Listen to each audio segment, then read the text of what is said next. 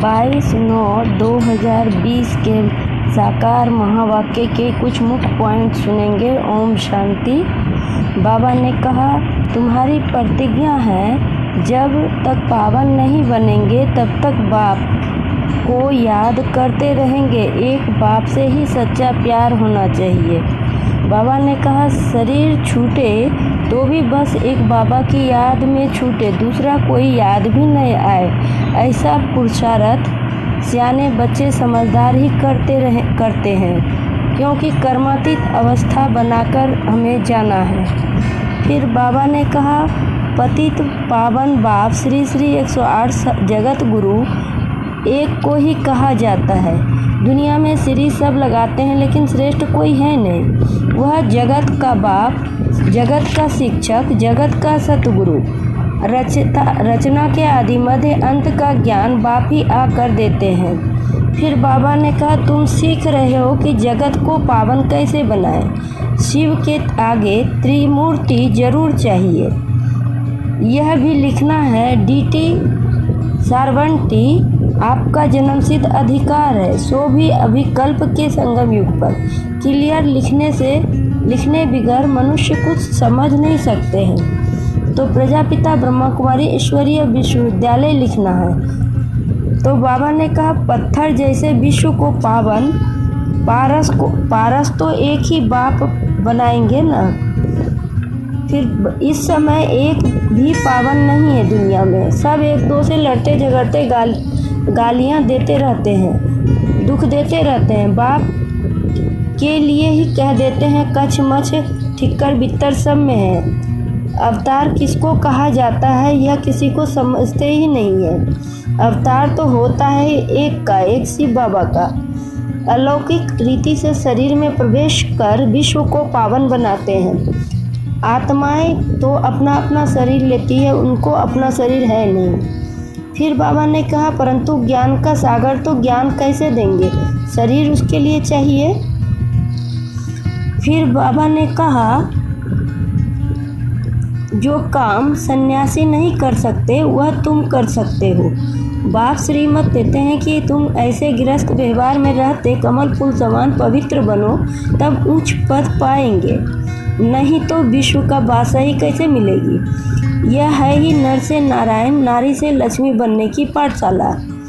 तो ईश्वरीय विश्वविद्यालय है ना, तो यह बिल्कुल राइट अक्षर है। फिर बाबा ने कहा, ऐसे नहीं, पहले क्यों नहीं ऐसा बनाया, ऐसे नहीं कहेंगे, पहले क्यों नहीं मनमना भाव का अर्थ ऐसे समझाया जाता है। अपने को आत्मा समझकर बाप को याद करो, पहले ही थोड़ी ही ऐसा याद में ठहर सकेंगे। तो बहुत थोड़े बच्चे हैं जो हर एक बात का रिस्पॉन्स पूरी रीति से करते भी हैं बाप का। तकदीर में ऊंच पद नहीं है तो टीचर भी क्या करेंगे, ऐसे तो आशीर्वाद से ऊंच बना देंगे। तो हम कैसी सर्विस करते हैं, विचार सागर हमें मंथन करना चाहिए। गीता का भगवान कौन, यह चित्र बहुत मुख्य है। भगवान है निराकार, वह ब्रह्मा के शरीर बिगर तो सुना नहीं सकते हैं। तो ब्रह्मा के तन में संगम पर ही आते हैं, नहीं तो ब्रह्मा विष्णु शंकर काहे के लिए। बायोग्राफी चाहिए ना, कोई जानते नहीं है। ब्रह्मा के लिए कहते हैं 100 भुजा वाले ब्रह्मा के पास जाओ, 1000 भुजा वाले ब्रह्मा के पास जाओ। तो यह 100 भुजा 1000 भुजा वाले कौन है? हम बाप के साथ मददगार हैं, हम ही सब बच्चे हैं उनकी मददगार, इसलिए कहा गया 1000 भुजाओं वाले 100 भुजाओं वाले। तो प्रजापिता ब्रह्मा के इतने ढेर बच्चे हैं ना, यहाँ आते ही पवित्र बनने, जन्म जन्मांतर अपवित्र बनते आए हैं। अब पूरा पवित्र बनना है, संपूर्ण बनना है। श्रीमत मिलती है, माम एकम याद करो। फिर बाबा ने कहा, बाप का बनकर और विक्रमाजीत न बने तो पाप न कटे, याद की यात्रा में न रहे तो क्या पद पाएंगे। भला सरेंडर है, परंतु उनसे क्या फायदा जब तक पुण्य आत्मा नहीं बने। हाँ, नाम वाला है तो ऐसी बहादुरी चाहिए। जब सर्वशक्तिवान बाप की याद में रहेंगे तब हमारे में सर्व शक्तियाँ प्रवेश करेगी, ताकत आ जाएगी। अपने को आत्मा समझकर बाप को याद करना, इस योग अग्नि से ही विकर्म विनाश कर विक्रमाजीत राजा बन जाएंगे। मेहनत है याद की यात्रा में, जो करेगा सो पाएगा। दूसरे को भी सावधान करना है, याद की यात्रा से ही बेड़ा पार होगा। पढ़ाई को यात्रा नहीं कहा जाता है, वह जिस्मानी है, यह रूहानी है। सीधा हम अपने घर चले जाएंगे। बाप की भी घर में रहते हैं, मुझे याद करते करते तुम घर पहुंच जाएंगे। फिर लास्ट में बाबा ने कहा, ड्रामा तो अविनाशी चलता ही रहता है, बच्चों को समझाते भी रहते हैं। एक बाप को याद में रहो और पवित्र बनो, दैवी गुणों की धारणा करो और जितनी सर्विस करेंगे उतना ही ऊंच पद पाएंगे। कल्याणकारी जरूर हमें बनना है।